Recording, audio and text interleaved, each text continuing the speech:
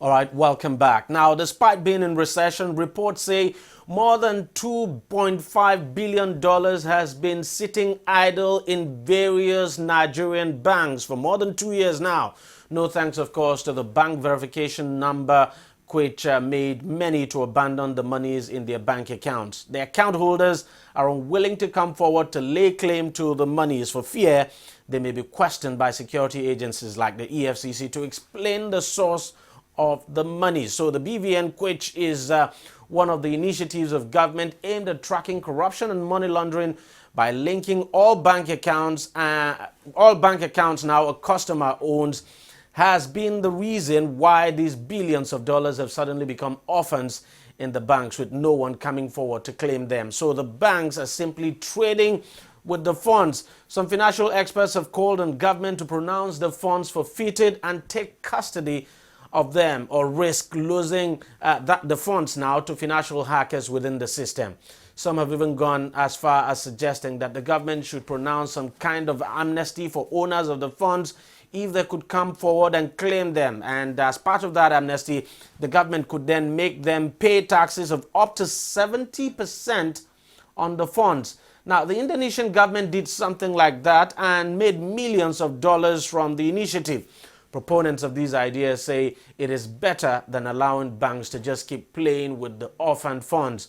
The banks have been doing that for the past 2 years now, and as of course, as the owners have simply refused to surface, and it just wouldn't make any sense at all to allow this to continue to go on. Joining me on the program right now to discuss this quite disturbing issue, if you ask me, is Johnson Chuku, who is the managing director of Kauri Asset Management Limited, an investment bank based here in Lagos. Mr. Chuku, thank you very much for joining us. Billions of dollars idling away in Nigerian banks. Of course, no thanks to the BVN and obviously most of these people not wanting to come forward to claim this money. Does it surprise you at all? Well, if we are talking of so much billions, it surprises me if you are talking of dollars, or if we are talking of naira, it may not surprise me.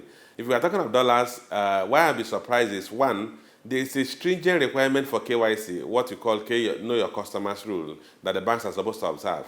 So if the customer that who have brought in large sums of money into the bank, it's either those monies the bank knows those customers, or the money should have been reported as suspicious transactions. So if we're talking of dollars, foreign currencies, and we're having large pool of such funds, it will be surprising. If we deal with naira, I could understand it because some people are old, some people died, some people can't even remember they had an account with some places. So if you sum up the small balances that are left in dormant accounts, it could amount to huge amount of naira. But in dollar terms, you're talking about people who open domiciliary accounts. For you to open a domiciliary account, you should have a main account, which is your current account. For you to have a current account, you must have made the KYC rules. So I think something is wrong somewhere. Now, the individuals who own this money, of course, they're not coming forward. And there were suggestions, of course, that some of these monies might be looted money. But the fact is that the government does not have access to this money. These individuals do not have access to the money because they are not coming forward.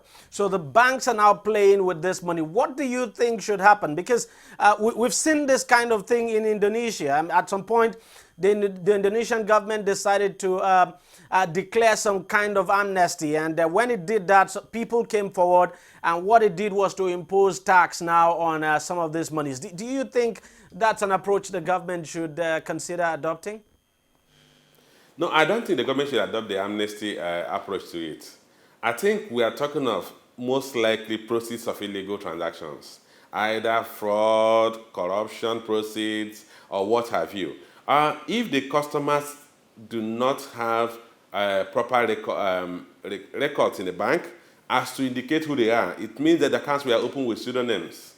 And that means the accounts were opened by fraudulent individuals. For me, what the government needs to do is to give a timeline for all such domiciliary accounts, and emphasize domiciliary accounts. Because I mentioned earlier, those who have domiciliary accounts are those who ordinarily have foreign exchange income. And if they don't have foreign exchange income, at least at the minimum they have main accounts. And if they have opened the domiciliary account on a main account, that the bank cannot trace the owners of such accounts. It simply means those accounts were opened with pseudonyms and pseudo addresses.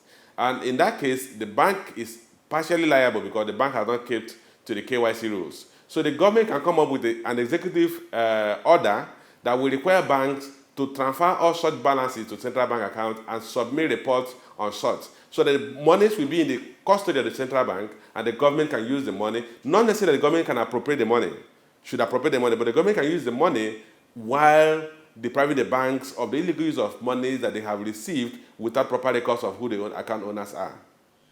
So basically what you're suggesting is that the government can actually use this money pending when the individuals come forward and all of that, instead of leaving the money now with the banks.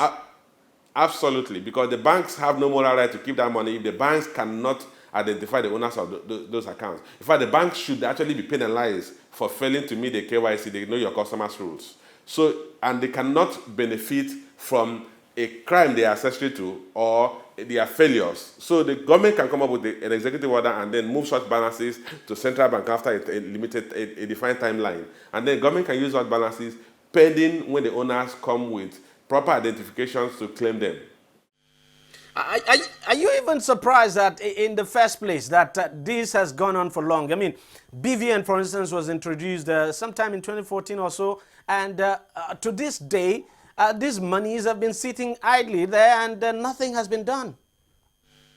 Well, I'm not surprised. You see, basically what happened is that people who were committing corrupt acts on your face during the last administration are now retracting and withdrawing into the shadows. They are no longer bold enough to come and make claims, lay claims, because they know that the current government will take appropriate actions to sanction them. And that is why it's not an issue. Previously, the owners of those accounts were working in tandem with the banks. I believe the banks knew them, and the banks, because at this point it's not auspicious for the banks to come and declare that these are the rightful owners of this money or who brought those monies. And the banks will rather pretend that they don't know those customers, because obviously the accounts were opened with pseudonyms. So, and that is why it is imperative that the current government resolve that issue by coming up with an executive order to move those balances to central bank. If it is not addressed, and we unfortunately get back to an era where corruption thrives on our face, then those people will come back and reclaim those balances. How urgently do you think the government should deal with this issue? Well, if we're talking of a balance of about $2.5 billion, I mean, that's quite a material amount of money. And I think it's something the government could come up with an order and give the owners of such accounts and the banks maybe 180 days to come up with proof of the ownership of those accounts and regularize them, and failure of which the bank should submit and transfer, schedule of such balance and transfer the balances to central bank. It's something that should happen immediately, because a $2.5 billion, if you're talking about $2.5 billion, that's material amount of money that should be of economic value to the state. All right, Mr. Johnson Chuku, thank you very much for joining us on the program, and thank you very much for your thoughts. Quite surprising that we would have this huge amount of money and then we actually need money in this country. I mean, we need money badly. So I think it just would make sense, as you have suggested, that probably the government should just go in and get this money, use them, pending when the individuals who own them actually come forward. But it's also a surprise that it appears we're now in a season where people own things that they just refuse to show up. We're not just talking about money now, even in terms of, for instance, houses and some other assets that we've seen the government, seize. For instance, we've had several forfeitures. Individuals are just failing to own up to their assets, and they're failing to show up. Well, you see, for me, it puts a question mark on the capacity of our investigative agencies. Simple is it's what they call trace of money or trail of money. If you trail the money flow, you should be able to identify where the money is coming from and where the money is going to. And those who have the mandate to give instructions to move such balances or monies. If you're talking about property, for instance, a property was paid for, even if you have registered the property in a pseudonym, the payment came from a particular account. You can trail the chain of fund movement along a long value chain of where the money originated, and then you'll be able to pinpoint who owns that asset. But the most important thing is that where assets are owned and abandoned, and the owners of such assets have relinquished their right to those assets, the government has a moral obligation to make sure that those assets are confiscated. All right, Mr. Johnson Chuku, thank you very much for your time. We'll take a short break and we'll be back. Every day, every hour, and every minute, news break in Nigeria. Things happen so fast, it's most times difficult to track and comprehend them. But that's what we do right here on DEJI360. 2015, would you want to come back again? It's like asking Jesus Christ if he knew he was going to die, will you want to come back as the savior of the world again? We do not just help you track the stories, we break them down, explore all the angles, analyze the issues so that you can fully comprehend the stories and use them to make the right decision.